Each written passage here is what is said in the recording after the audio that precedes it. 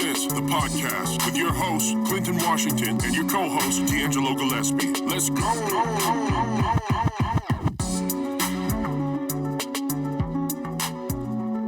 Welcome to another episode of 2 Cent, the podcast. I am your favorite uncle. They call me Uncle Clint out here.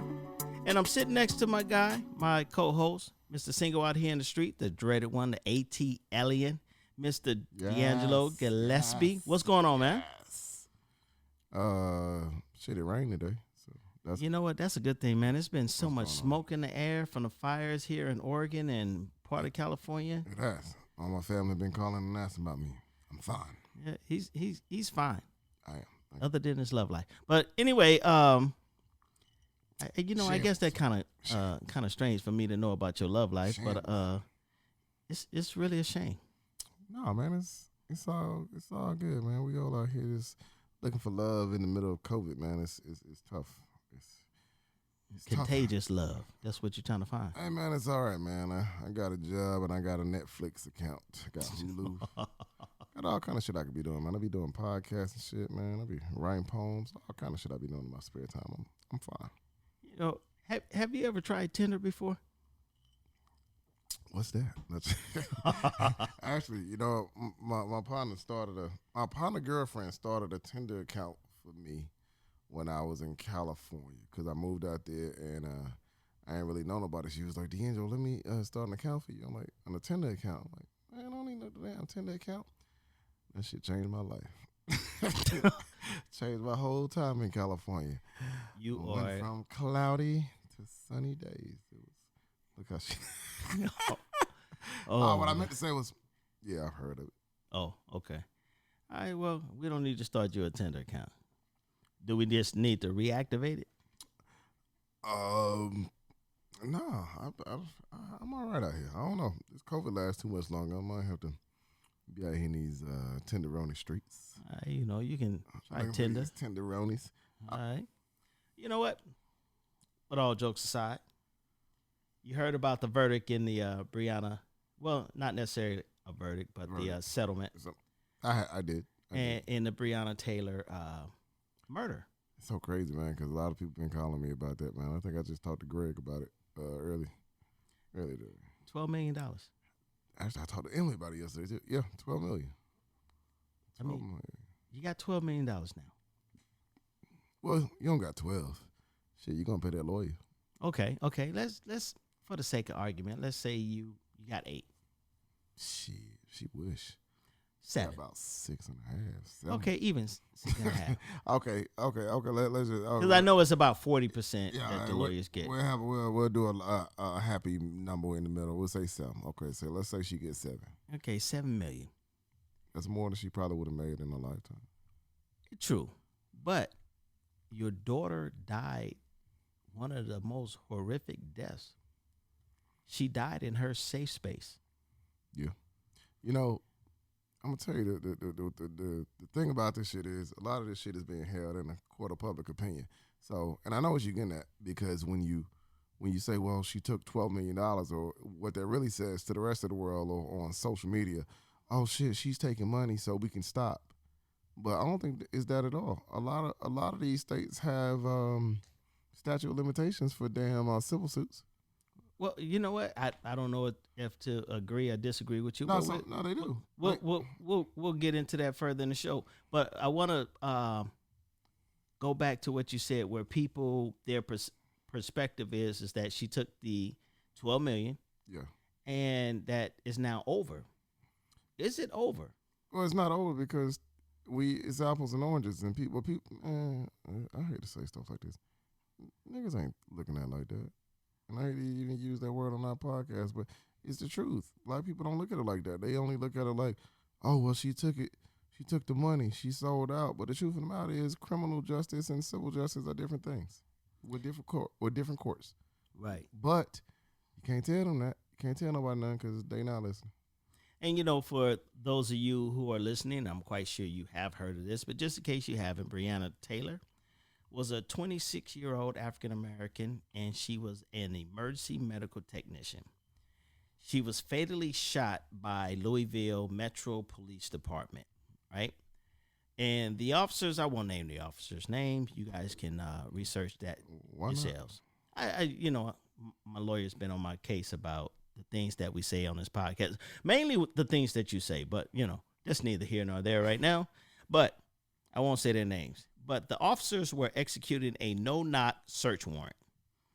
The public information that was put out there is that they were looking for her ex-boyfriend, who, based on information, she hadn't had any ties with for at least a couple years or whatever it was. Mm-hmm. All right, so all of their information was outdated. According to her boyfriend, the police knocked on the door. He took it as a threat. As he should. As he should have, protecting his home, protecting his woman, protecting himself. Whatever, there was actions that led to him shooting. And he hit one of the officers in the leg. The officers then returned fire, killing Miss Taylor. And right now, her family has settled on a $12 million lawsuit. Now, for me personally, if you can go as far as trying to bankrupt the cities that, did something as horrible as this, do it. I don't knock them for taking any money. I don't question why they took any money. But I did listen to an interview by Miss Taylor's mother, and she said that justice isn't over. We are still pushing for the conviction of these police officers. Yeah, that's what she said in Washington. I sat there and I watched her talk right next to Al Sharpton, and she said how she was, she was 100% still trying to get justice for her daughter, and I won't lie, it did put a sour feel to it when I found out she took the money. Right. But I mean, I'm an adult, and I know how court systems work, and I know that civil court and criminal court are different, and so I shouldn't have felt that way. I shouldn't have felt the sour way, but I did. Because it feels. It's like how you felt when Colin got that money from the NFL. It's like we get so hyped up on do right by me, do exactly what I'm asking for, that we forget we don't look at it as a civil matter. Like, we want Colin to have a job back, and we want this cop arrested, but there is a civil matter as well. And while we're looking at the criminal aspect of it, the city not shit. The city trying to cover their ass. And the way I really look at it is, let's say the cop is liable, and we find that out 2 years from now, and now let's say it comes out next week that the cop is 100% liable. If he's liable, the department is liable. The department is liable. The state is liable. See, these are all civil suits. They want money. $12 million is light. So, and of course, all of this is based on our personal opinion. That's why this is called Two Cent the Podcast. Yeah. But you make a good point. If maybe they were so quick to settle with her family, is because they see the rising of the sun. Yeah, this shit ain't going away. Right. They know it's not going away, and maybe they see, based on some inside information from the DA, this sellout brother that they got out there in Louisville, and they see the fact that maybe he told them that there are going to be charges. Yeah. And if you can get the family to sign and accept a lawsuit now, with the conditions that you don't sue later, yep, you take this $12 million versus 54 or 100 million later on. Yeah, because they're gonna do multiple suits after this. Right. If it comes out that that's him, we want him. We want the department. We want anybody that got anything to do with him having that job. We want their ass too, and we want that money too. See, and they can't be a part of that, man. They gotta share. Hey, offer her some money. Honestly, they probably offered her something like $6 million. She probably turned that down, and then they probably offered her 12. That's what I would have did. I would offer her 5 or 6. That's what I would. We would have knew she was gonna turn. We know she gonna turn down the first one. If we offer her 12 first, she gonna say no. But if we turn around and we offer her 30, she thinks she beat us. But she didn't beat us. We was gonna give her 12 in the goddamn. We gonna give her 30 the whole damn time. We was just playing our game. Right. You know what I'm saying? And you know the fact that there was a settlement. Anytime there's a settlement, it's to basically prevent from having to settle for more. Yeah. And in my opinion, I think that there was a possibility that once more and more information comes out and more information gets revealed, then the city becomes liable. The police department becomes liable. Absolutely. Judges become liable. Yep. The actual police officers themselves become liable. Now this lawsuit is very big and it could bankrupt a city. Yep. And it really doesn't matter how it plays out now, because whether we arrest this man or not, the Taylors can no longer ask anything from the state. Right. Because they have settled for $12 million. I would have put it in writing. It's just business. Right. And that's what it is. But here's where it affects the people on the front lines. If we out here, shit, we in Portland, man. They protesting right now as we do this podcast, and I'm sure they're out there. And the battle cry is Breonna Taylor. The battle cry is George Floyd. You see what I'm saying? This is still the battle cry, and what it does is it takes a little steam out of these people when you say, "We out here, we fighting for justice for your daughter," and this is, I mean, and honestly, it's really not fair for people to think like this, because if you really stop to think about it, this family probably still did the right thing, because we don't know this family's situation. I look at it like this, man. If somebody murders my daughter in her sleep, who's to say I can go back to work?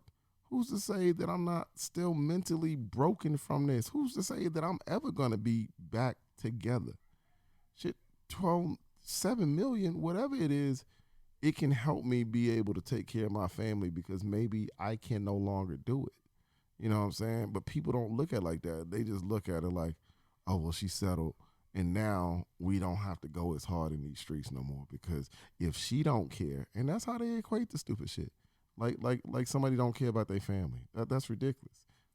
You know what? Money shit. I can agree. One thing that John Lewis said was, never, ever be afraid to make some noise and get in trouble. Necessary trouble. Good trouble. So you know what? There was a settlement. Ladies and gentlemen, those of you who are out there, fighting, continue to fight, because it's not over. Yep. But you know what I found was this, is a lot of times we look at this, the media feed, whether it's on our Facebook pages, our Instagram pages, or, looking at whatever. These incidents, and I don't mean to be demeaning of them, but these incidents that happen of unarmed black people being killed, or people of color. Murders, okay. Okay, people of color being murdered. Okay. I didn't know what an incident was. Right. It seems like it's so far from home. Breonna Taylor was Louisville, Kentucky. You've had so many in so many different places, and we have had some here in Portland.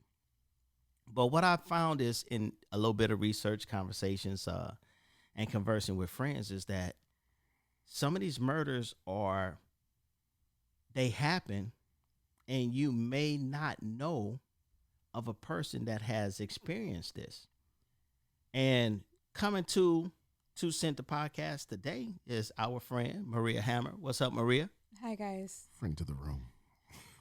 Maria, sadly, she had her brother was shot and killed by Salem, Oregon's police. Well, I won't say Salem, Oregon, but police department in Salem, Oregon. And his name, and we're going to say his name was Chase Hammer. And Chase Hammer was shot dead by Salem Police. And this happened on October 21st, 2012. And he was shot dead while the police were responding to a mental health plea for help. And Maria, I won't tell the story of your brother, but so before we go into that part, Tell us about Chase. What do you and Chase growing up, kids and stuff like that. Tell us about Chase. Who was Chase?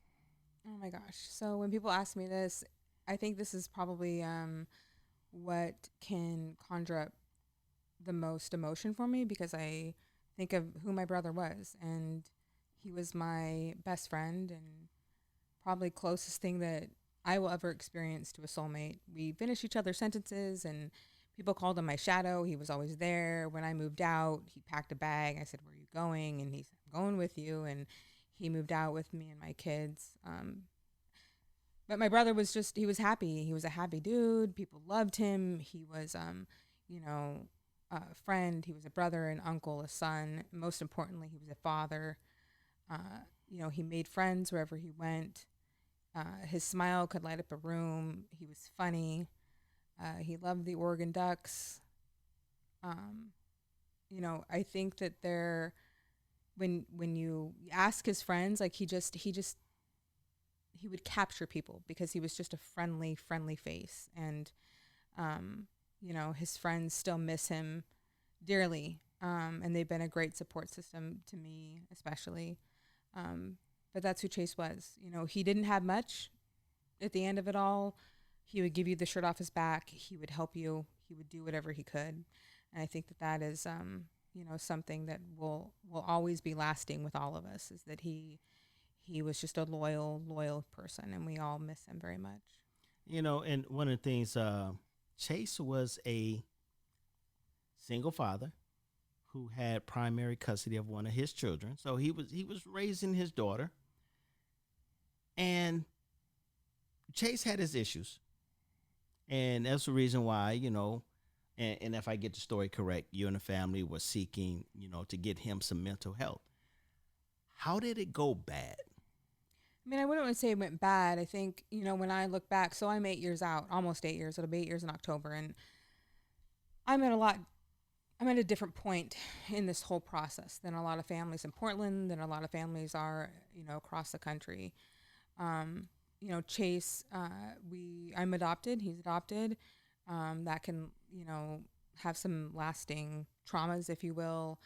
We did come from a separated family. We grew up in a blended family. So, we had these statistics against us, right?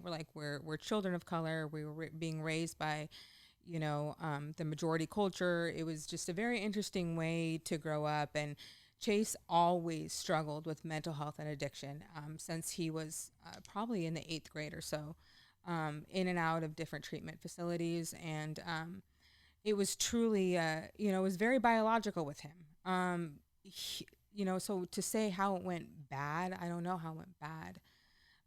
The weekend that everything happened, it was he had sought help. Actually, he was clean for a certain amount of days. I don't know those amount of days.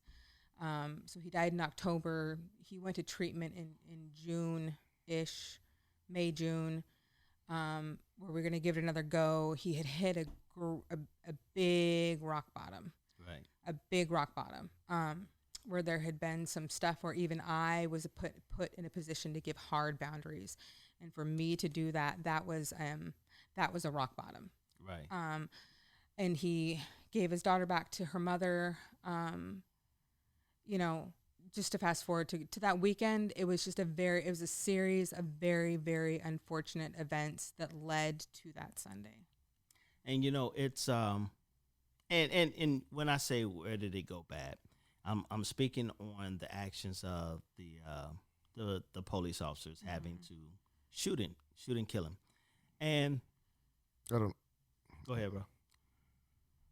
I don't know if I want to frame it like that. When you say have to. Well, you know what? And let me just say why I say that. Because I hear stuff like that on TV, and it's like me being trained to fix this TV, and then I tell them, "Well, I had to throw the shit away." You see what I'm saying? Right. I'm trained to repair that. That's my job. That's what I do. I'm trained to do nothing but fix TVs. Cops are trained to protect and serve. They are trained to de-escalate situations. This is what we do. We do this shit every day.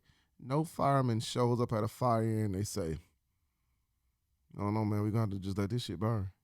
You see what I'm saying? So I don't want us to frame it where we say stuff like, well, what led to the cop having to. No, you don't have to. That was a choice, and regardless of how how it went, you didn't have to do that. That was a either.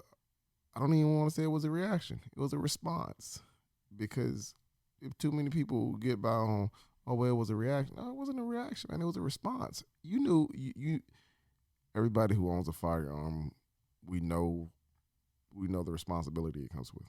So they know the responsibility that being cops and having firearms. That's someone. I'm gonna be honest with you. I'm sorry. I don't want to go off on no rant. Maria, go ahead. Do you think? But no. I take that and I stand corrected when I say having to. Yeah, I just didn't want to. And that's a good catch and that's a good correction. And so Maria, that weekend that the situation happened, can you walk us through it? Yeah, of course. So, like I said, it was a series of just unfortunate events. He did relapse. Saturday, he got dropped off. So he went to rehab. He moved out of my house. He moved into our father's house. And that Saturday, I remember seeing him. His friend had dropped him off, and I remember thinking, like, this is bad. Like, you can just see it in somebody's eyes. If anybody out there's like have a loved one that has struggled with addiction and mental health, I mean, you just see it in their eyes. We're like, this is just not good. I remember standing in the doorway and I looked at him and I could just see it. And I said, bro, like, come on, I remember that was the last time I actually told him I loved you. He wasn't very a touchy feely guy. I'm a little bit more, I would like push it on him just because that was just the nature of our relationship. And I looked in the doorway and I told him, I said, I love you. I love you. I need you here with me.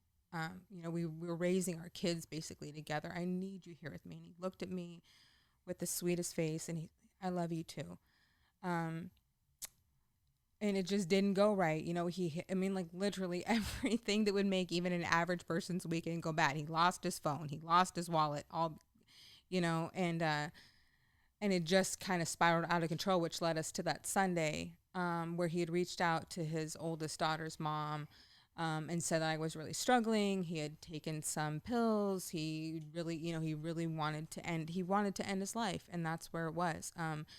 I was at a basketball tournament. My oldest son played competitive basketball, AAU, and I was unreachable. So his daughter's mom called the police because, 8 years ago, even things were a little bit different, and people thought we could call the police because they are right. We think they're there to serve and protect. She couldn't get a hold of anybody else.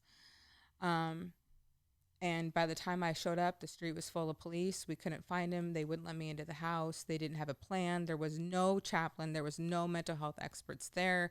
The whole call was a mental health call. When you look at transcripts, when you look at the reason why the call, it was because of mental health. And yeah.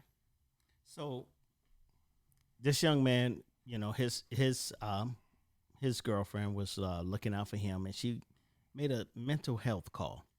Now, anyone that Googles this on the internet and they hear this story and they read the transcripts to this incident, he had a gun. It is noted that he did, or there's a possibility he had a firearm. I think the plot twist in this, when you read further, is that I was there, myself, my father, and the mother of his oldest child were all on scene and witnessed the murder. Wow. So our account of the murder is much different than the Salem Police Department's report of the murder. I know what I will die knowing, and along with my father and the mother of his child. And that is a different account than what the Salem Police have reported. Now, let me be the devil's advocate. You're his sister. That's his girlfriend. That's his father. It's known that he has a gun.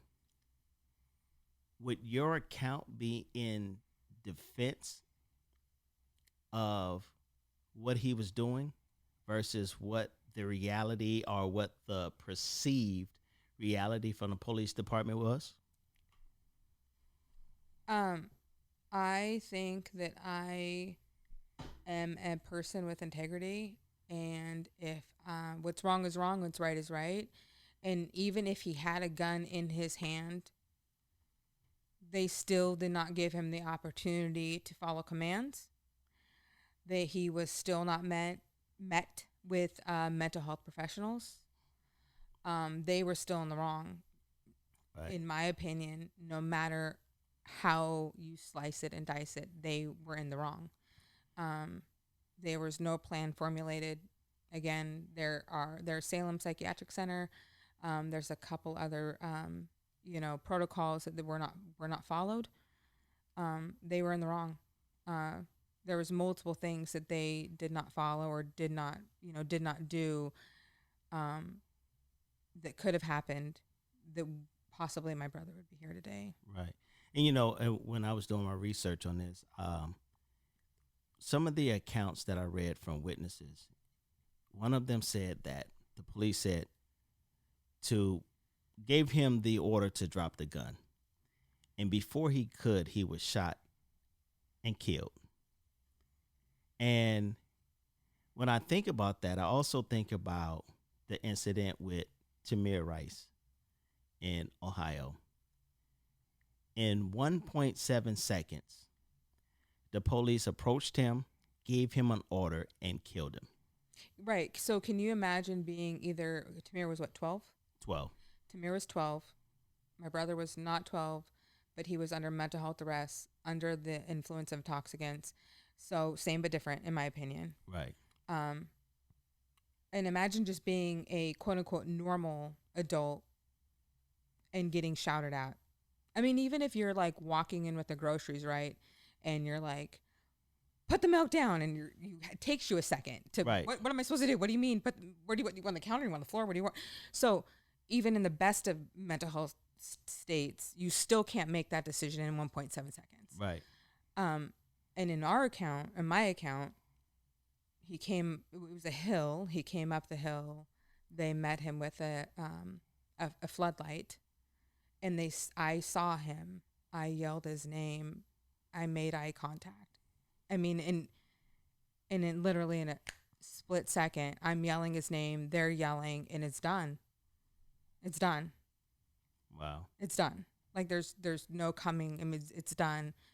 And another piece of that was hard to process and to swallow later in the fact is that, they shot him twice.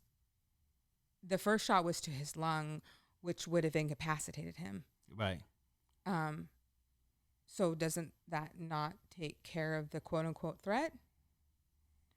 But that wasn't enough for I'm going to name him. I don't care what y'all. Okay. Well. I'm going to name him. Ryan Demmer is the officer that murdered my brother. And not only did he shoot him in the lung, he shot him in the head. That was the kill shot.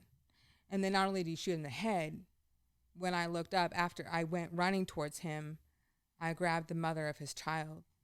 I'm a bigger human than she is. When I heard the gunshots go off, I grabbed her. I threw her on my hip because of my own training, of my own profession. I threw her behind the car. And when I came up, he was on top of him. So you've not only shot him in the lung, you shot him in the head. Now you're on top of him. You're putting handcuffs on him. And then you leave his body out there. So the disrespect of that whole process they would just forever be with us all. Like how unnecessary. Like there's so many steps from the call to the killing that are just so unnecessary. Go ahead. I'm sorry. Is the police's position that he feared for his life? That's all they have to say. Well, I mean, that's all they have to say. Who knows what that man thinks when he goes to bed tonight? Well, no, I'm asking their official position. That is what they will always say. And Yeah, that will get him off. Yeah. That is a federal. That will get him off. And our lawyer prepared us for that as we went to grand jury. That's all they literally have to say Because- was, I was in fear for my life, and it's done. So they I'm guessing they threw out any. They know it's a mental health call. However, by him actually having a gun in his possession, that It doesn't matter if it's a gun or not. I It could have understand, been a but- stick, a twig, or whatever, and they could you say, know what? I'm You in know fear what? for my life. You know what? Absolutely, and that's what I was just gonna say. No, if someone has anything in their hand that can be deemed as a weapon, It could be somebody coming at your throat with your hands, and you're still, all the officer has to say, I was in fear for my life. Yeah. And it's done. And that's what I was going to ask you. So that's their official position. Yeah. That's what they will, that is what they will say. You know, it's we've heard it time and time again. And the thing that shields us from the pain or even the reality of these police involved shootings is that we're separated by a phone screen or a television screen. We're shielded by social media. There's a gap in between our reality. But you've experienced this. You actually watched your brother be shot and killed. You're currently raising his daughters. I mean, I wouldn't say raising. I'm raising from afar by any means. I'm very fortunate to have a foundational relationship with them where I am still auntie. Right. Where I am still a phone call away, where my home, I would tell them all the time, my home is still your home. Both of them have spent time in my home as their place of residence. My his younger daughter that turned 11 this August, she comes out every summer. My oldest niece, who is 17, which is insanity. She lives across the town from me, but it's the same thing. As I'm raising them from afar as much as I can be involved. In honor of him. And when I read about the encounter, right? That was 2012. We heard about we watched George Floyd be murdered. We've read about Breonna Taylor, Terrence Kircher, Philando Castillo, Mike Brown, Oscar Grant. And a person asked me this past week, I won't give you a description of who that person was, where they come from, but I was asked this question. Do you really think racism still exists? And it's like, that has to be one of the dumbest questions that can be asked, because mentally, I think a lot of people are in denial when it comes to racism or even systemic racism. You know what? Systemic racism is really a downplay of what real racism is. And I think most people are looking for the lynchings from a tree, burning crosses, or, the KKK riding horses down the street. I don't think they understand what systemic is. Well, you know what? That's the only thing I can come up with, because when people say stupid shit like racism doesn't exist, I'm gonna tell you how I equate it. It's as silly as this shit sounds. Suicide didn't exist to me before maybe 3 years ago. Right. See what I'm saying? It didn't exist. That's not a black person thing. It's not something that black people deal with. It doesn't happen in our families. That's some white shit. But see, it did happen in my family, so it is real, and I did feel the pain from it, and I did wake up with my mother screaming. You see what I'm saying? So, it does happen, and sometimes it takes things to touch you for you to really fully understand them. So when people say shit like, "Does racism still exists?" Not for you, because you don't understand it, because it hasn't touched you. Yeah, like, I can say right now that I understand what it feels like to have police murder men in the street people of color in the street. I can say that I understand what that feels like. I've seen it on TV. I know that I don't want it to happen to me or the people around me, but I get it, but Maria gets it. You see what I'm saying? It's different because I can have rage from it, but it's nothing like just when you're touched by something, it's totally different. I feel like it's completely different. Can I ask you a question? So I know that you still I forgot what you told me a few months ago. I think you said you spoke somewhere or you wrote something or you did an interview. Mm-hmm. Is that what it was? Mm-hmm. So am I right to assume you are still, I don't want to say fighting for this, but kind of advocating for against, this police department, or just trying to stop things like this from happening again, or what's the? Of course, like anytime I'm asked to speak, or I think it's hard because I don't want this to happen to any other family, right? Like that's the whole goal. And if it happens to another family, I reach out. Like I'm on Facebook, I'm on Instagram. God forbid it happens to another family.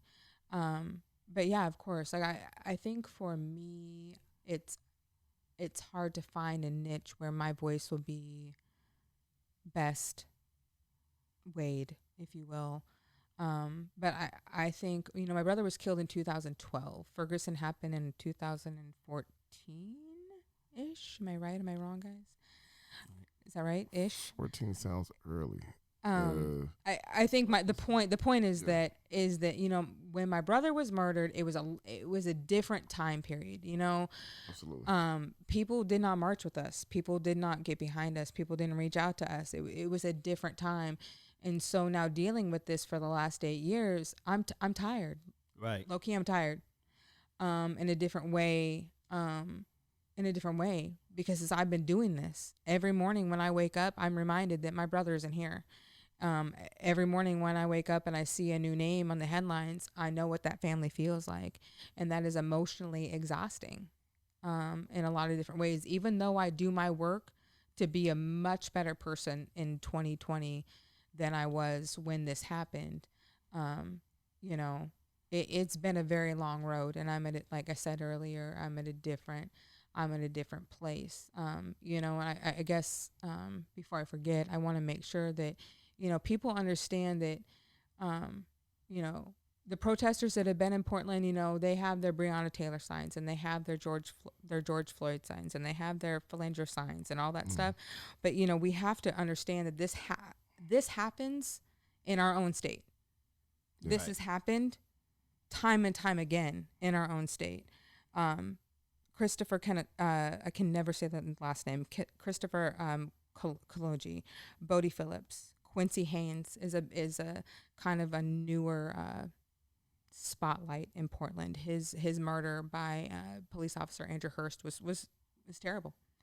Terrell Johnson, my brother Chase Hammer, Bradley Lee Morgan, Daniel Isaac Corvibeus, Chance Thompson, Alex Dodd, Brian Babb he's from Eugene. He was a veteran. The list literally goes on, and these are Oregon names. So if you're out there and you want to make change and you're out in the streets, or you have connections within local government, please just remember these Oregon names. That's another thing that I'm kind of passionate about, this is national by all means, but please remember that this literally happens in our backyard.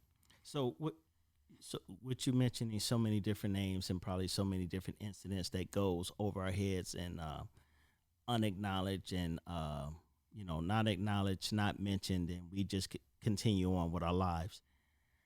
With the protesters that are out there, for those who say that, it's been 100 days.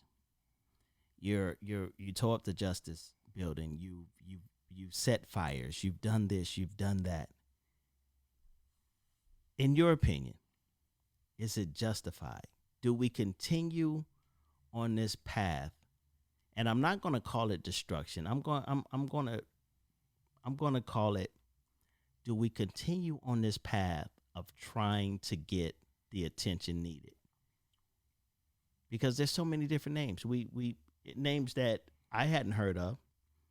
You know, I'm thinking it's just a few when it comes to being related to Portland. But now it's so many.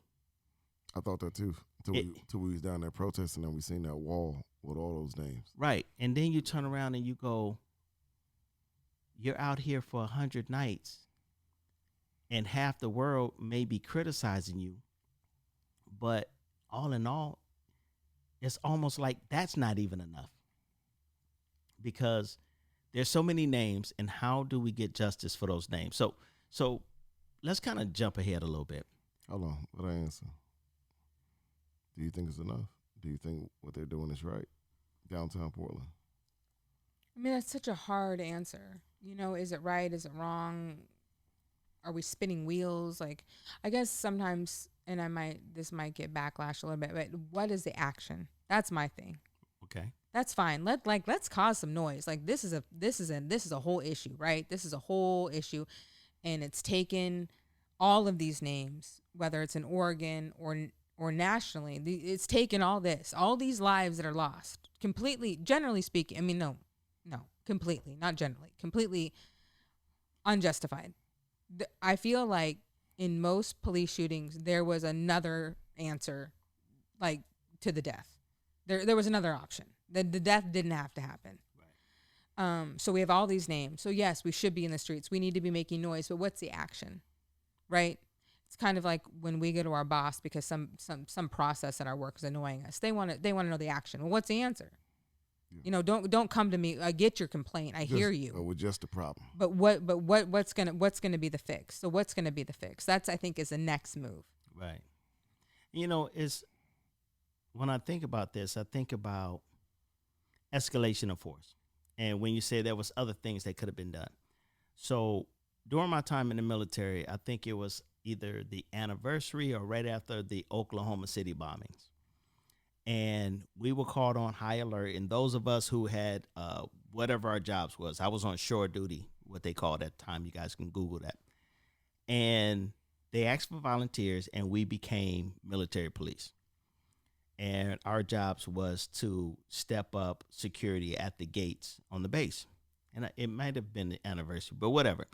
But I remember during the training, one of the things that they said, at that time, it was 5 escalations of force. Physical presence, handcuff, pepper spray, baton, then deadly force. And I think now the escalation of force has 6 levels because they add in the taser. And maybe the taser has replaced the baton. I'm not sure. But I remember being trained how important it was to utilize the escalations of deadly force. But I swear to you, as I'm looking at video, it's like police I keep bringing up Tamir Rice. The police approached Tamir Rice. If he was the threat, they approached him. Most police, if they're responding to a domestic violence call or something to that extent, they park like 5 or 6 houses down the block. They don't want to walk into a situation where they're being shot at. They want to be able to approach the situation, to assess the situation, to be able to provide those 5 escalations before you, or the 4 escalations before you get to deadly force. And now I'm seeing that when I view the video, and let's talk Jacob Blake's for a minute. When I look at the video of Jacob Blake's being shot in the back 7 times, and I watch the police allow him to get to his vehicle. And when he's allowed to get to his vehicle, then we shoot him. If you're going to shoot him, if you're going to stop him, stop following him around the fucking car. Just stop him. Right. Tackle him. You know, nobody did anything to prevent him from, I mean, think about how much time it takes to open a door walking to the door. Because he wasn't running. Right. And you allow him to walk to the door and see, just like my training back then, we were taught a couple things: how to write a report and what's the proper wording to use and not use in a report. And in Mr. Jacob Blake's report, it says they found a knife in the vehicle. That can be in the trunk. That can be underneath the back seat. That can be in the glove compartment. Yeah. That can be anywhere in the vehicle. But when you write that report, They want you to believe it's in the door. they want you to believe their story. You know, when they said in the incident that your brother had a gun, that sells the story that I feared for my life. Right, and I can speak to the report when so after the incident occurred, they took myself, my father, and the daughter, or I'm sorry, the mother of his oldest daughter. They took us to the police station because we were witnesses, We really were never viewed as victims, and they separated us as if we were involved. They literally separated us, Right. so we could not speak to each other to Corroborate your story. or decompress or whatever you want to call it. And I remember they took my father, and then Christine, that's the name of his oldest daughter's mom.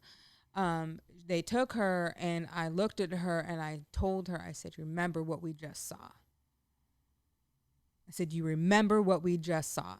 And they took her out of the room, and then I was alone in this room, and I just thinking that, like, this is not real life. Like, you're separating us. Right. You just murdered my brother and you're separating us. They took my phone. They would escort me to the restroom. I was watched in the room. And I remember overhearing police outside of the room that I was being held in, corroborating, saying that they had X amount of time to finish their report. Right. And that later that I not only find out that they had X amount of time to finish the report, when they were pressing us to get statements within that same time period. They wanted us to have statements that night. But they had X amount of time to finish the report. And not only that, they had a time limit, but then they have their union come in and help them write the report. Right. And see, that goes along with my training back in the day where, they would teach you how to write the report. A lot of times the DA would come in and they would teach you how to be witnesses. And now, my thing started out military. Now, how did it get to the civilian side? In my particular case, we had a stretcher road that was about 16 miles long, and it was a civilian road that you would encounter civilians. So you had to get the local police credentials as well as the military credentials. So you carry the ID and a badge just like the local police did. And so they had to train us on how to deal with civilians. We knew how to deal with military folks. My stripes outrank your stripes. You go do what I tell you to do. Yeah. So with that, that always sat in my mind when they said you need to learn how to properly write a report. And I've encountered that with a friend of mine who's a police officer, and I was joking with him one time because his wife was being harassed, and I can't, it wouldn't make sense to tell you the whole entire thing, but I said something to him, and he says, "Oh, don't worry about that. I know how to write a report." And that kind of just sparked that thought of, I don't know if he really understands. I know how to spin the narrative. Right. I know how to That's what he's saying. I know how to tell a story Right. that you'll believe. Right. And, when we look at the media, I a lot of my conservative friends is like the media. The media is not responsible for the person that pulled that trigger. Now, they're also writing their report according to how they know how to write a report. And they're selling this story to us, however they selling the story to us. But in the end, that person was still shot. That person is still dead. And it wasn't the media that caused it. Now, before we keep going off on this tangent, now as the situation with your brother starts to, escalate from being able to tell his story, being under the pressure of the police to provide your statement, in which, ladies and gentlemen, let me back up a little bit.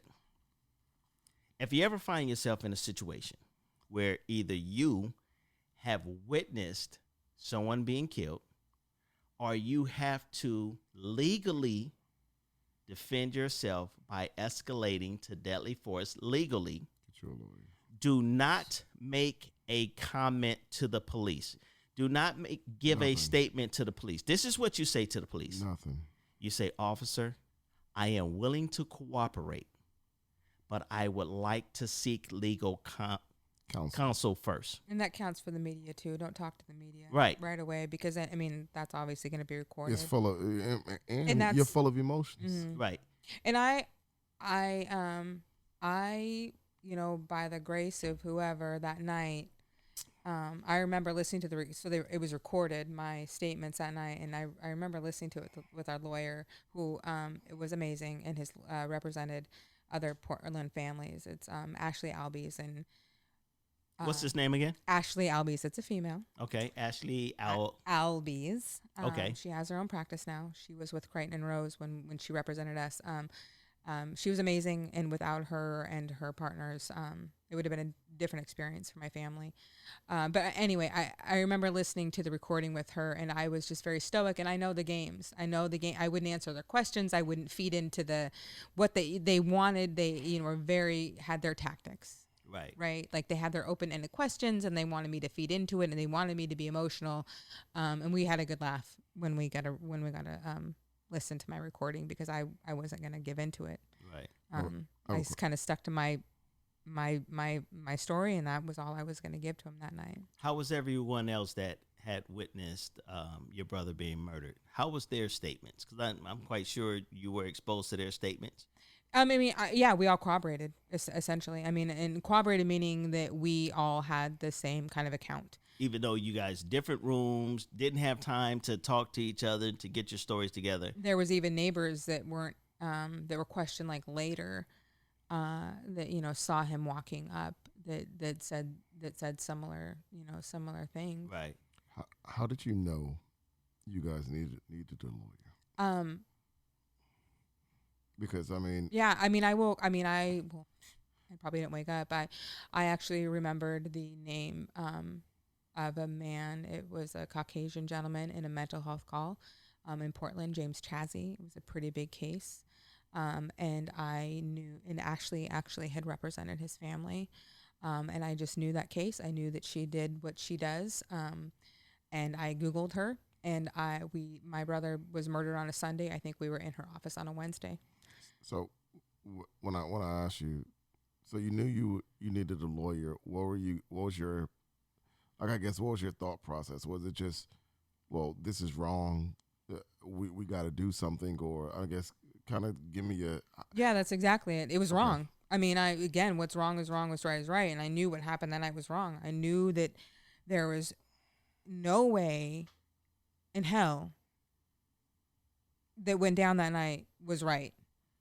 And again, if it had been that he had a weapon and he came flying out and he was pointing it or shooting it or whatever, and you're like, well, Then what it would do be you no say to question. that? What Right. do you say to that? Right? Yeah. What do you say to that? Okay. If it was something as black and white as that, but it wasn't, and that was wrong. And that's why and because of the person I am, I was like, nope, wrong family. Like, we're not gonna let this one. I'm not gonna. I would just got into a different type of mode. I was the driving force. Right. Behind that. And it's so strange because, listen, at no point or time in my life will you ever hear me advocate for the death of a cop unless he's been convicted of capital murder. Then he should go out the same way that any other person should. But I wouldn't advocate for the death of a cop. But you know what? It's like, and I'm going to pick on some of my conservative friends. it's like they continuously advocate for the death of this person. And they do it by the way of trying to dig up something.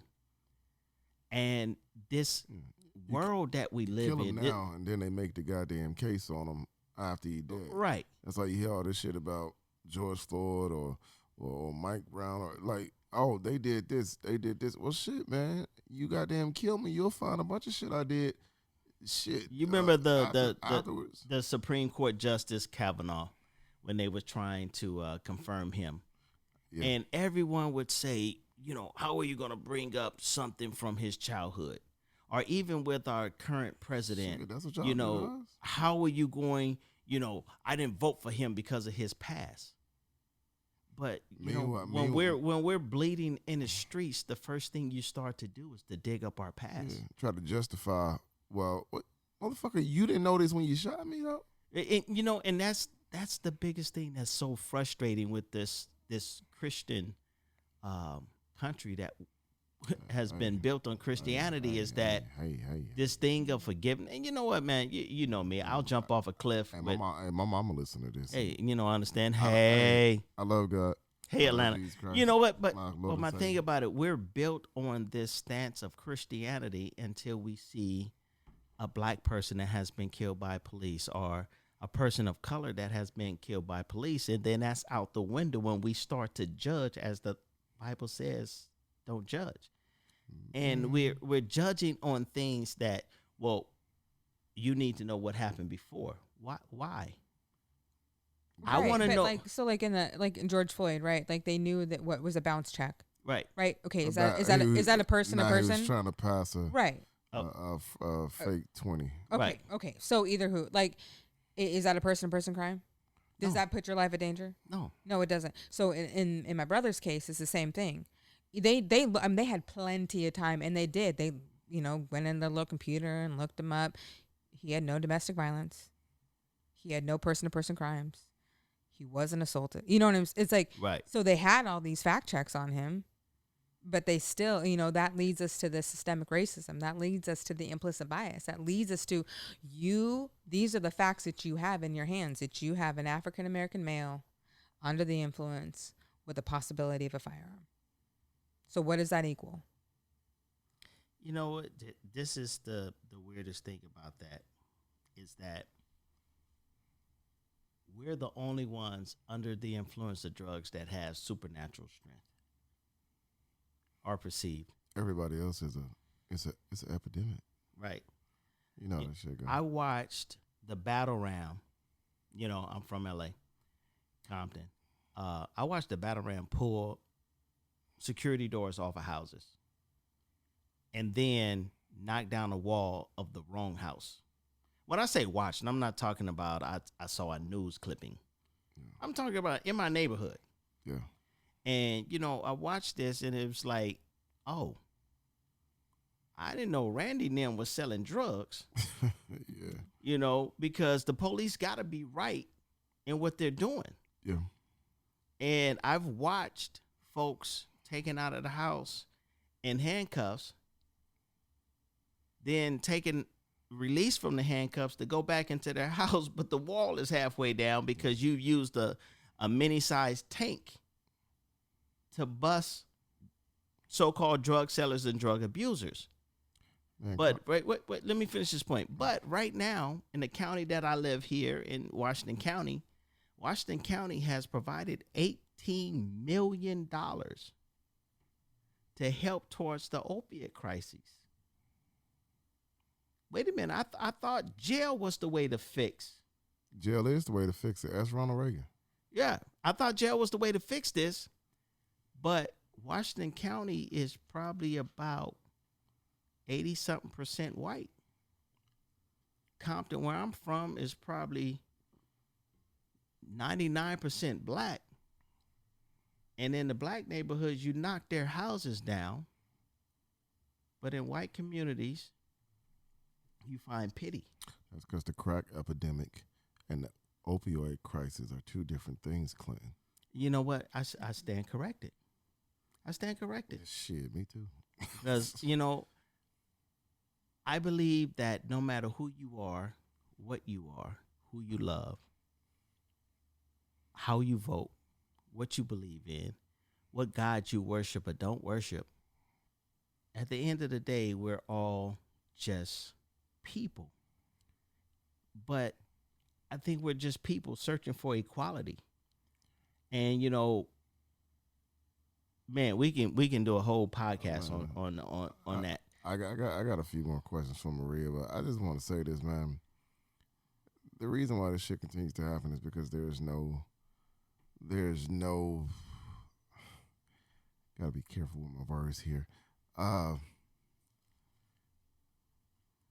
There's I don't even want to say a response to this shit, because when I say response, it's almost like I don't want to make this seems like the black community, or I don't even want to just say black community.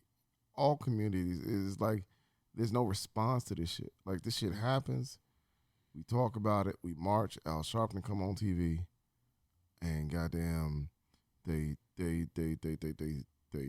settle the civil suit, and they never prosecute. We are mad. We burn some shit up, and then we all go back to our lives for another 6 months until it happens again. But if you notice, the shit is happening again and again and again, and then, like in Dallas, like in LA, then when cops are killed, now it's trying to call in the fucking National Guard because now it's a problem. What are you talking about? It wasn't no problem what the fuck it wasn't no problem when y'all was killing. See, in once again, Two Cent the Podcast, guys, we do not advocate for the killing of police officers or any other type of illegal violence at all. However, I tell people all the time, I do not agree with it, but I damn sure understand it. I damn sure understand it, man. You can't keep taking from our side and think we ain't trying to take some of your pieces off the board. We are. It's, a friend of mine asked me just wait, hold on. Before you go on that, let me challenge you on something. Let me ask you this question. We had a black president. We got black football players, basketball players. We get off task. No, we're not. Go for it. Haven't we made some progress? No. Man, no. Okay. Emphatically no. If this shit is no different than a damn killing of goddamn Mega Evers or Emmett Till. It is not okay to kill with fucking impunity and think that you can still walk the streets and breathe good fucking air. Hold on. But we've had a black president. Is that not progress? The president is... I'm setting this question up, and this is what I'm saying. I don't think, man. Listen, and you know what? That is a good question. I'm gonna tell you why. Because the president does not handle shit at the state level. Okay, so this is why I'm asking this question. This is, I'm gonna give credit to Chris Rock. So to say that black people have made progress by having a black president is saying that Barack Obama was the first black person to ever come to the point to being qualified to be president. That's not our progress. That's white people's progress. Yep. White people, this is your progress. That's not our progress. At all. You're getting over your systemic racism. You're getting over your discrimination. This is not black people. We've been qualified to be president. Same way the color barrier in sports, or like black people becoming quarterbacks. We are not growing. This is not black people. This is who we've been. We've been great already. Right. Just because you have failed to acknowledge it, it doesn't dim our light. Shit. If you the truth is still the truth. Whenever you decide to motherfucking receive it, that is your thing. It's still the truth. Multiplication still gonna be multiplication. Before you get it and then after you get it, it's still multiplication. And that's the thing that I wanted to make that point is that you've seen my Facebook page. I argue with conservative, and I argue with them on purpose because I guess I have this sick, twisted way that I want to show them that you're being racist or that you have these racist tendency or your racist biases. And a lot of my friends are like, why do you waste this time? And I guess they know. It's like I'm trying to educate these people, and maybe I can say something that possibly clicks. But you know what? It's like this. We are not the ones that are progressing. You are the ones that need to progress past these stigmas. You need to progress past these racial biases, and you need to progress. You know what? I'm going to leave the last one off because I don't want to have any religious arguments with your mother. But we need to progress past these things and start to see each other as equal. Now, Maria, I know we kind of taken away from. I got a question for her. She say Ashley Albies. Mm-hmm. I don't want us to not tell the rest of the story. We getting down to it, and I want to know. So you guys retained a lawyer. Mm-hmm. What exactly was what was you guys accusing the city? I guess it was the city of Salem. Mm-hmm. Okay, what were you accusing them of, and pretty much how did that play out? I wish I had all the words. I mean, basically that shouldn't have happened. In short, and how it played out. Like a wrongful death. It was like a wrongful death. Like these are the things that y'all did wrong. Okay. You know, from not having mental health professionals there. To the killing. I mean, so it was like kind of an A to Z of this is what went wrong, and she was really great about obviously having her points proven, and the thing is a very long process. So he was killed in 2012. God, it's been so long now. It was 2 or 3 years of court, a federal court. We took it to it was a federal level. Okay. We worked with a federal judge. It was not a short thing at all. We were in it for the long haul with them. And how it ended up, unfortunately, is that the city of Salem agreed to $100,000. That's it. I mean, that's what they were willing to quote unquote pay. That's a month? Nope, that was it. $100,000 a year. Nope, that's it. $100,000 is what they decided my brother's life was worth. And so and the thing, but does that make them culpable, or are they just trying to stop? So it was you guys from yes. So basically, it was $100,000 and the non-monetary awards that we asked for, which were some basically some internal SPD, which SPD, Salem Police Department things that were supposed to happen, some which have, some which have not. But if we did not say, if we would have said no, we want more, right? Which some families would have said no, $100,000 is not enough. And when you went to court, then you lose it all. So if you go to court and you have a jury say, no, you're wrong, right? We would have not gotten any money, and we would have gotten no non-monetary things. Right. So that is why my family decided to settle for the $100,000, because in our opinion, at that point in time, the non-monetary was worth equal to the monetary. And I can speak for my family that no amount of money was going to bring my brother back. No amount of money was going to make my day-to-day any easier or make my niece's lives any easier. That's not why we did this. Right. And, so when people come in and they go, okay, you hired a lawyer. Of course, when you hired a lawyer, you're not hiring a lawyer to help you convict a bad cop. That's not what they're here for. But they're here for the civil suit. And for, people who are listening, understand this. If you have these ridiculous notions that these families are in it for the money. Civil law and criminal law are two different things, all right? They're two different court systems to battle. And it's going to exist whether or not you want it to or not. Whether you, I think people don't get that. People, they just wrap the shit up. No one settles shit like this because they don't want a criminal case to still happen. Exactly. They're not even the same thing. But, this is what you have to understand. The city, in most cases, they're not really concerned with whether the cop was innocent or guilty. They're trying to absolve themselves of all responsibilities. Yep. Mm-hmm. You can go after that cop for the rest of y'all right. life. They don't care about that cop. The city does not give a damn about that cop. And I will say that in my family's case, and I'm not sure, and I was trying to research what type of dotted line the Taylor family signed. But in my family's case, we signed our names to a dotted line saying that this was it.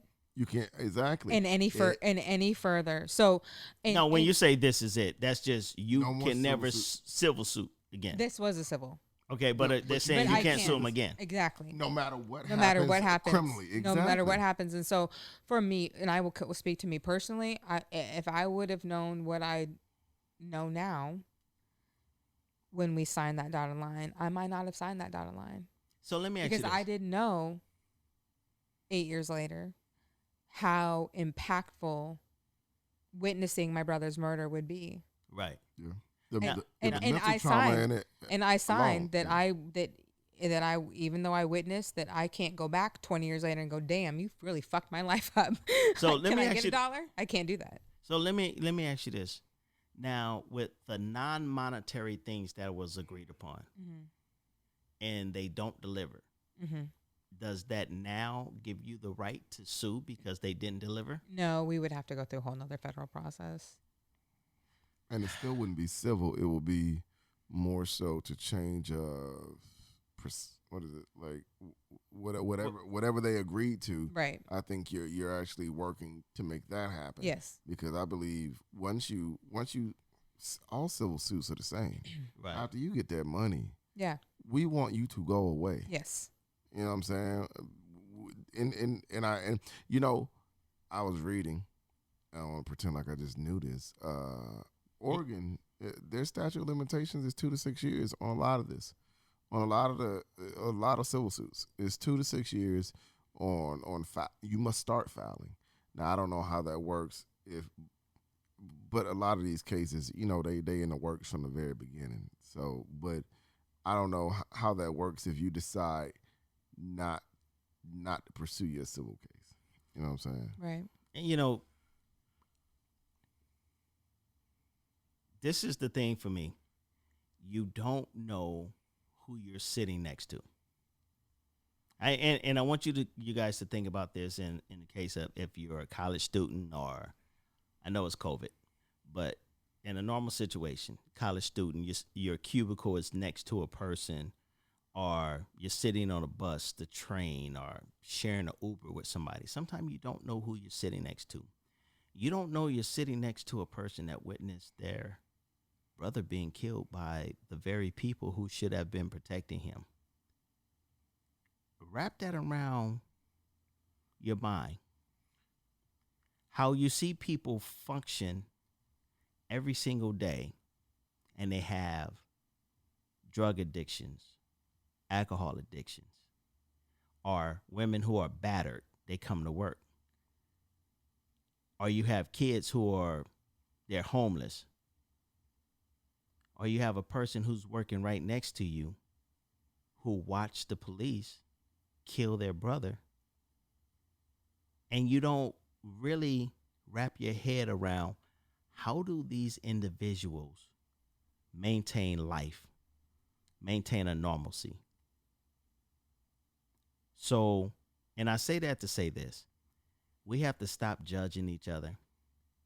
We have to stop undermining who the person next to us is, because you don't know their story. I've known Maria for a while, and I didn't know her story. Now that I know her story, you know, she's still Maria to me. But imagine now if there was ever a person I crossed their path, and God forbid if it's me, I'm a knock on wood, I crossed their path and this incident happened. I know somebody who's a resource for that person that can help guide them through it. Because this is, you witnessed your brother get killed. And then the city came along and said, hey, here's $100,000. You know, I've been working since I was 14. And I think sometime in my mid-20s or maybe early 30s, I looked at my Social Security earnings. And I had already earned about $500,000. Exactly. $500,000 from the time I was 14 to about 30. And the city decided that Here's $100,000. The crazy thing is, it wouldn't matter what the number was. You True. know what I'm saying? Because we talking about $100,000, but watch this. That shit ain't no different from the damn $12 million that Breonna Taylor mom took. It don't none of that shit give me solace. Don't none of it make me feel no better, man. No. Like Right. I get what you're saying, but like whether it be a penny or a billion, it ain't gonna feel it. You know what I'm saying? It ain't gonna fill the hole. No, You know what I'm absolutely saying? not. You know, my nieces, I mean, and that money all went to my nieces. I didn't get any, even though I was a quote unquote witness, I did not get any money. My father did not get any money. My niece's mother did not get any money. That was split literally in half after the lawyer fee, like we already kind of covered. Yeah. So our family didn't see $100,000. Right. And my nieces, you know, got the percentage that was left after all the lawyer fees. You know, and that hopefully will get them to maybe 25. You know, they're allowed to ask for, like, it pays for my little ones. It pays for her cheerleading, for instance. Right. Or my niece or my big one, if she wants a car, it might pay for a car. You know, and prayerfully, you know, if they want to go to college, it'll help them out there, or maybe get a first apartment. But that money's not gonna, their babies aren't gonna see that money. Right. Yeah. That's not generational money. It's not generational wealth. And you know, that's the saddest part. Is, you know, well, no, that's not the saddest part. But that's one of the saddest parts, is that after the lawyer gets paid, and I'm not saying lawyers shouldn't get paid, and believe me, I'm not targeting the lawyer at all, because, you know, they have to live too.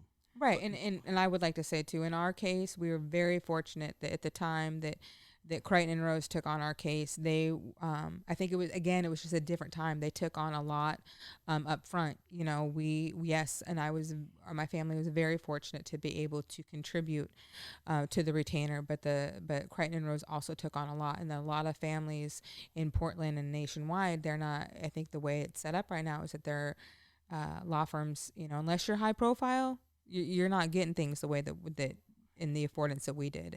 And I'm very grateful for that, because is $100,000 justice? No, it's not. But at least a small chapter in that book is closed for Right. our family. And when you say, you know, having, you know, going back to the representation, you know, this particular law firm stepped in and didn't require much of a retainer up Not front. much, no. And, you know, and you got to really commend them for that, you know, because this wasn't a nationwide case. Nope. And, you know, this particular law firm laid it online and said, okay, we're going to be here to represent you. And when you think about representation, you think about, okay, when the court date comes up, these people speak for you. No, they have to hire investigators. Yes. They have to hire a whole slew of people to help them dissect the police report, Yep. to help them. They have to do just as much as the legwork as the police do by having an investigator or investigators go from door to door to door to find out who saw what. Yep. And the individual autopsy, Right. that, and the private investigators, and then all of the other, you know, things. Oh, filing the court all papers. the other things that You know they what? do. They pay for that for this family, and, you know, and I appreciate you pointing that out, that a lot of families don't have that liberty. Mm-hmm. A lot of people who we hear about that, you know, they were unarmed and killed by police, and then they fade. The reason why they fade, because there's no high profile lawyer, or that family doesn't have the money to fight this beast, Mm-hmm.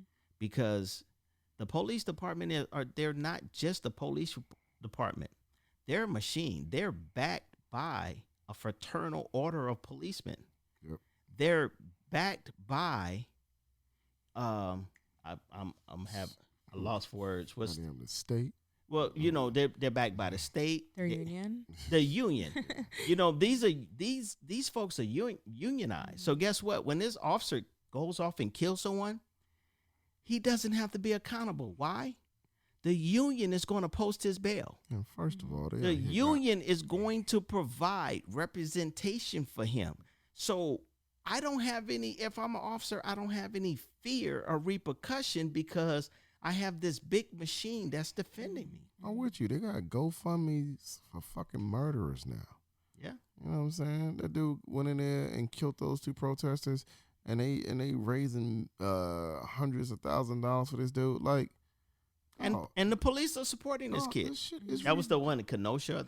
This shit is ridiculous. Like, you know what? I shouldn't even say shit. Man, that's a whole new podcast. Let me tell you something. Nope, I'm not gonna let you take it. I see it in your eyes. I just want to say this, and I'll be done. If this shit was happening to white people, if cops were just systematically fucking killing white people, they would go crazy. This shit, it would. Listen, this shit and you know what? I know what you mean, because you know what? Stupid. Armed protesters. Imagine us fucking bum rushed the state capitol in Michigan just because they had to wear masks. Man, let us try to raise money for somebody pulling some Chris Dorner shit. Goddamn, GoFundMe or shut that shit down and wouldn't even let us fucking do it. You know what? Because that is their discretion. Armed men. That is their discretion, and they could have stopped it, but even they on that bullshit. Listen, armed men stormed the state capitol with AR-15s because they was mad that they had to wear masks during COVID. But didn't nobody fear for their life, though, did they? No. No. Follow. Armed men. I'm following you. Stormed the state capitol in Michigan because they didn't want to wear masks. And I'm making this point to go back to your point where you said if white people were being killed by police, they would go crazy. Mm-hmm. If white people are going to grab their AR-15s because they're pissed because they have to wear a mask to keep from getting sick. How close to the state capitol you think me you can get with two goddamn you know what? That's besides the point. Fucking kill us from the lawn. My point is this. Kill us from the street. White people are pissed because they have to wear a mask and they're grabbing their AR-15s and storming the state capitol. Let police start targeting and killing white people. Now, for our white audiences that are listening to this and you say, well, white people are killed at a higher rate than black people are. White people, read the whole entire statistics, because I think this was the year 2016 when that first statistic came out. 277 white people were killed by police and only 138 black people or people of color was killed by police. Understand that 277, the other part of that statistic that Fox News don't want to tell you is that 70% of the white people killed by police, 70% were armed. And only 9% of the people of color were armed. Man, what do we make up in this country? 13%? You know, and this is something that someone said to me the other day. Well, how does 13% of the population account for 85% of the violent crimes? And I had to say to him, I said, so hold on, let's back up for a minute. First, it was all crimes. Then it's violent crimes. Then it's this. And I said, well, I hadn't committed any crimes this week. So you can't count me in that. So how can it be 85% of the crimes? That means that a small percentage of the 13% are committing crimes on exactly about 15 different violent crimes per day per person. Now, since the majority of police institutions around the country do not have to report their police involved crimes or, you know, whatever, where are you getting this information from? And then when you talk about per capita versus real numbers, you would never have anyone to commit more crimes than white people because they're the majority in this country. Exactly. But hey, we don't even gotta go that far. Watch this. Let's say it's true. Let's say what you're saying is true. Does that mean at this point we should shoot first? Does this mean I shouldn't get my day in court? Because let's just hypothetically, let's say everything they say is true, and we are making up this percentage of violent crimes. Now then, can I still get due process or no? Does that mean I don't get to see a court system? Because if we're not gonna get, you see what I'm saying? Like, does that mean I don't get due process now? Because and that's the you know, and I'm conservatives, I'm gonna pick on you because this is your logic. Well, he was accused of this. Does that mean he should have been killed in that 8 minutes 46 seconds? Well, he raped a child. Okay. Should he have been killed? Because when you decide, you know what? We got laws on the books. We got laws on the books. We can prosecute. We can prosecute for that. I don't understand. But you know what? It always comes down. It always comes down to the history. No, I'm sorry. It always comes down to the past. If there's anything real, you know what? And I know we're all over the place, and we gonna close this thing out. But remember, what was the gorilla name? You said what was the gorilla name? Remember the young kid that fell into the gorilla? Harambe. Whatever his name is. I hate y'all. One of the first things that I found very disgusting. That they killed the gorilla? No, not that they killed the gorilla, but while watching Fox News, they started to read off the criminal background of that kid's father. What?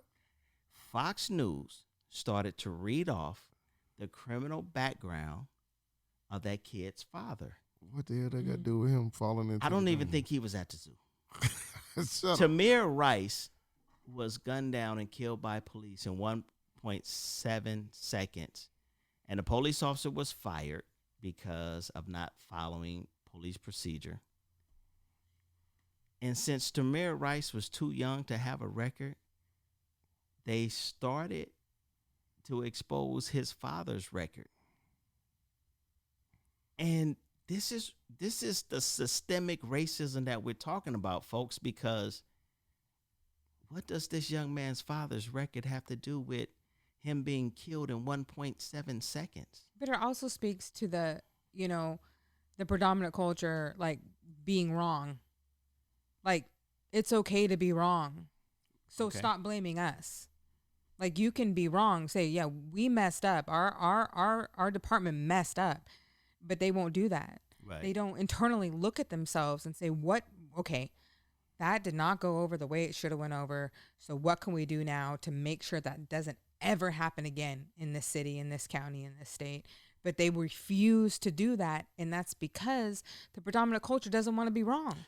Because if they were wrong, then that means that we're right, and we can't be right. We can't, because then they're culpable, and if they're culpable, then reform must happen, and the settlements get bigger when we're culpable. If we are at fault, now shit, it's a whole different ball game now. But I don't want to make this podcast longer than it need to be. You know, we're going to bring this podcast to a close, but one of the things I want to bring out to my friends out there, when you say that black people have made progress, I want you to think of something, and I'm taking this once again from comedian Chris Rock. If a woman is in a situation where she's being beaten by her husband, and her husband stops beating her, has she made progress? Exactly. I'm not going to explain that. Think about it yourself. They understand it. But if a woman was in a situation where she was being beaten by her husband, and her husband stopped beating her, has she made progress? This has been 2 Cent the Podcast. Mm-hmm. I am your host, Uncle Clinton. Yep. I appreciate my co-host here, Mr. D'Angelo Gillespie. Still me. And Maria. We appreciate you coming on with us, sharing your story with us. And, I appreciate you allowing us to bring up this very horrible moment in your life that you continue to live through. And, we ask you to bring it up because we want our listeners to be able to. Yeah, you never know who you're going to help. Right. You never know who you're going to help by, listening to this podcast, or just, look in the comment section, reach out to her. She's on social media. I just would like to end with, my brother, that was a bad weekend, and everything that happened that weekend, his phone was found, his wallet was found. Everything that made him upset that weekend was resolved. And so I promise you that no matter how bad your today is, that you are blessed with tomorrow, and to reach out and to ask for help, because I know it feels sometimes like there's not going to be a tomorrow, but I promise you that there will be. And I just really encourage you to reach out for help and make sure that, you know, your ending is a happy one. This has been 2 Cent, the podcast. That's my 2 cent. Peace.